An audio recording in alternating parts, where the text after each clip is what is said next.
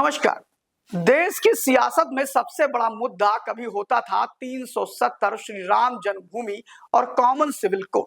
देश में मोदी की सरकार से लोगों ने अपेक्षा किया कि कॉमन सिविल कोड, राम मंदिर जैसे मुद्दों पर कोई ना कोई निस्तारण निकलेगा और 370 सरकार ने बाखूबी 370 और श्री राम जन्मभूमि पर तगड़ा स्ट्राइक किया और श्री राम जन्मभूमि मंदिर भव्य रूप में बन गया। जन्मभूमि के ठीक 32 किलोमीटर दूर उत्तर पश्चिम में गोस्वामी तुलसीदास का जन्म हुआ था राजापुर करनैलगंज तहसील में गोंडा के, जो कि सरयू नदी से महज 32 किलोमीटर की दूरी पर स्थित है।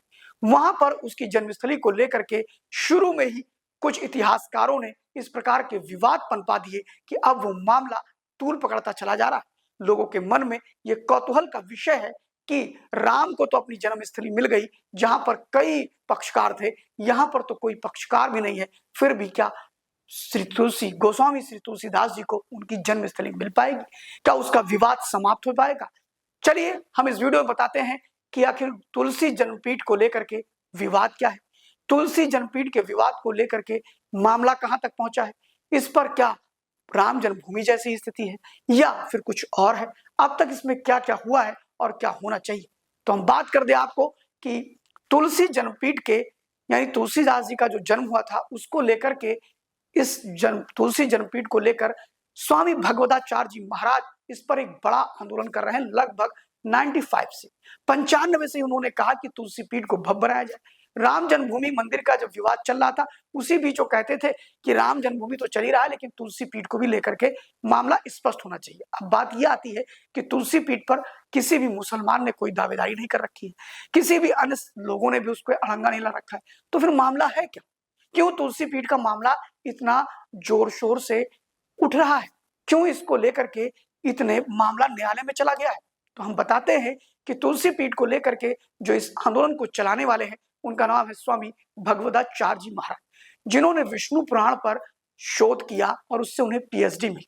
इसके अलावा अगर बात करें तो स्वामी भगवदाचार्य जी महाराज तुलसी पीठ में श्री राम किंकर जी को लेकर के आए, प्रोफेसर एसपी दीक्षित जी को लेकर के आए, और अगर बात करें तो देश के कई पूर्व जज, हाई कोर्ट के और सुप्रीम कोर्ट के कई ऐसे जज हैं जो उन्होंने तुलसी पीठ को लेकर के 2008 में लखनऊ विश्वविद्यालय पर एक पूरा सेमिनार कराया था और देश के कई विश्वविद्यालयों में, लगभग विश्वविद्यालयों में तुलसी की जन्मस्थली को लेकर के उन्होंने कई सेमिनार कराए।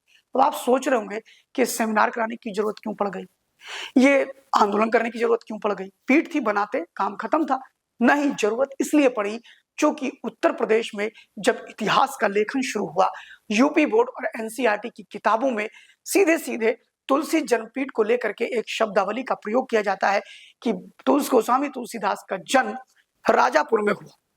कुछ लोग उसे गोंडा भी कहते हैं, कुछ बांदा के चित्रकूट और कुछ एटा के शोर में कहते हैं, यानी अभी तुलसी जन्मभूमि विवादित है। इस बात को लेकर के स्वामी भगवदाचार्य जी महाराज लगातार संघर्ष कर रहे हैं। उन्होंने ऐसे कई एविडेंस दिए और कई ऐसी बातें रखी जिससे यह तय हुआ कि यह तुलसी पीठ का विवाद बेवजह का विवाद है। उन्होंने कहा कि एक षड्यंत्र के तहत देश प्रदेश के अंदर जब किताबें लिखी जाने लगी और कुछ पूर्व के जो बुद्धिजीवी थे उन्होंने तुलसी के पीठ को विवादित करने के लिए बांदा और एटा को जोड़ दिया। उन्होंने कहा कि जब सीधे सीधे गोस्वामी तुलसीदास जी की जो भाषा है वो अवधि का प्रयोग किया है, वो सरयू में स्नान की बात बार बार करते हैं, तो अगर बांदा की बात करेंगे तो वहां सरयू नहीं। वो सीधे कहते हैं कि बांदा में जिस राजापुर कहा जाता है उसका नाम विक्रमशिला था और विक्रमशिला को बदल के राजापुर किया गया। वो 2 गजेटियर की चर्चा करते हैं। उस गजेटियर में वो कहते हैं कि एक कलकत्ता के गजेटियर की बात करते हैं और एक बांदा के गजेटियर की बात करते हैं जो अंग्रेजों के समय का है। उनका कहना है कि वहां पर दोनों ही गजेटियर में कहीं नहीं लिखा हुआ है कि तुलसीदास जी का जन्म वहां पर बांदा में हुआ, बल्कि वो कहते हैं कि वो आते हैं और विक्रमशिला को कन्वर्ट करते हैं, उसका नाम राजापुर रखते हैं। सुकरखेत की बात की उन्होंने कहा कि जो 32 किलोमीटर उत्तर पश्चिम की बात तुलसीदास के रचित श्री रामचरितमानस में जब हम बालकांड में जाते हैं तो 30वें दोहे पर उन्होंने सीधे सीधे लिख दिया है कि वो कहाँ पैदा हुए। और ऐसी स्थिति में उन्होंने अनेक प्रमाण दिए हैं। दोहावली का प्रमाण दिया है जिसमें तुलसीदास अपने ननिहाल की बात करते हैं और वो ये भी कहते हैं कि तुलसीदास जी ने अपने रामचरितमानस के साहित्य में प्रयागराज की चर्चा करी, चित्रकूट की चर्चा करी और भी कई स्थानों की चर्चा करी, अयोध्या की चर्चा करी, सरयू की चर्चा करी, लेकिन उन्होंने कभी भी अन्य अन्य जगह की चर्चा नहीं करी। इसका मतलब है उन्होंने ऐसे कई प्रमाण दिए। बात ये आती है कि इस मामले को लेकर के उन्होंने पूर्व मुख्यमंत्री श्रीपद मिश्र से चर्चा करी, उनके सामने प्रत्यावेदन दिया, लगातार वो सरकारों को सचेत करते रहे, प्रदेश के और प्रदेश के बड़े नेताओं से मिलते रहे। रामानंद सागर भी उनके इस पूरे इस आंदोलन में साथ में रहे और एक प्रसिद्ध कथावाचक मुरारी बापू भी इस पूरे मामले में स्वामी भगवताचार्य जी के साथ खड़े रहे। उन्होंने तो जाकर के गोंडा के राजापुर में बाकायदा कथा तक करी।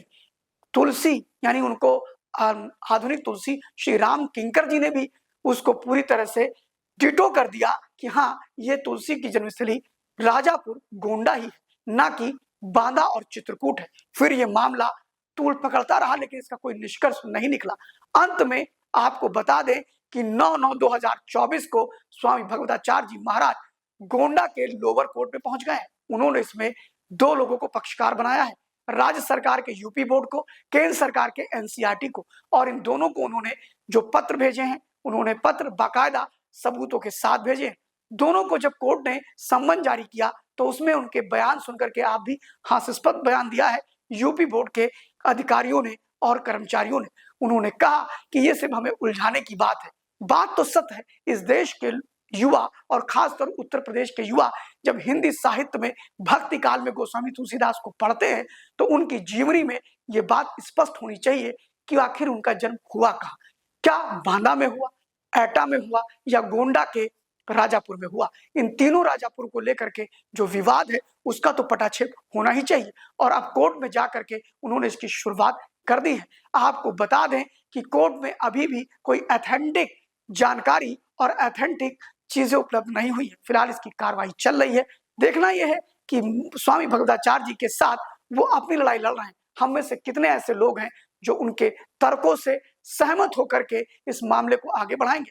फिलहाल आपको बता दें कि जहां मोदी सरकार और योगी सरकार आने के बाद उन्हें अपेक्षाएं ज्यादा थी, उस तरह उनका लोग सहयोग नहीं कर रहे हैं। उनसे जब हम पूछते हैं कि अब तक के मुख्यमंत्रियों में किस मुख्यमंत्री ने आपको सबसे अधिक समर्थन दिया, तो उनका कहना था कि श्रीपद मिश्र, केसीनाथ त्रिपाठी, ये सारे हमारी बातों से सहमत थे। लेकिन अखिलेश यादव ने ही सदन के अंदर खड़े होकर के कहा कि 20 लाख रुपए मैं तुलसी जन्मभूमि गोंडा के लिए आवंटित करता हूं। लेकिन उसके बाद बड़ा विवाद शुरू हो गया, बांदा और एटा को लोगों ने उन पर हमला करना शुरू कर दिया। फिलहाल आपको बता दें कि इस पूरे मामले पर अब उस संत की यानी स्वामी भगवताचार्य की निगाहें एकटक अब न्यायालय पर चली गई, चूंकि नेताओं ने उनका साथ नहीं दिया।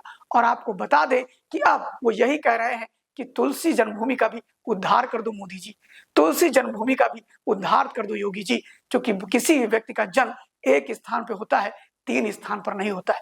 कृपया इसका संज्ञान लें, और अगर हमारी ये बातें आपको अच्छी लगी हो, हमारा ये वीडियो पसंद आया हो, तो कमेंट बॉक्स में जाके कमेंट जरूर बताइएगा।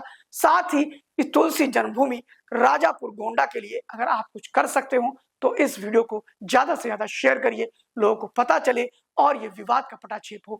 जैसे भगवान राम को जन जन का नायक बनाने वाले गोस्वामी तुलसीदास के भी जन्मस्थली का जीर्णोद्धार हो सके, उसका भी विवाद खत्म हो सके, और वो भी अपने आप में एक महत्वपूर्ण स्थली है जहां अभी कुंभ के मेले में भी कम से कम 800 से अधिक महाराष्ट्र और कर्नाटक के लोगों ने तुलसी पीठ के दर्शन किए जन्मभूमि के, और वहां पर नतमस्तक रहे, और उन्होंने माना कि गोस्वामी तुलसीदास का जन्म यहीं पर होगा। तो आप भी इसमें सहयोग कर सकते हैं। हमारे वीडियो को ज्यादा शेयर करिए, लोगों के बीच ये बातें पहुंचाइए कि कितना बड़ा षड्यंत्र हमारे आराध्य भगवान श्री राम के अन्य भक्त गोस्वामी तुलसीदास के जन्म स्थान को लेकर के किया गया। देखते रहिए लाइव न्यूज़ 24। Thank you.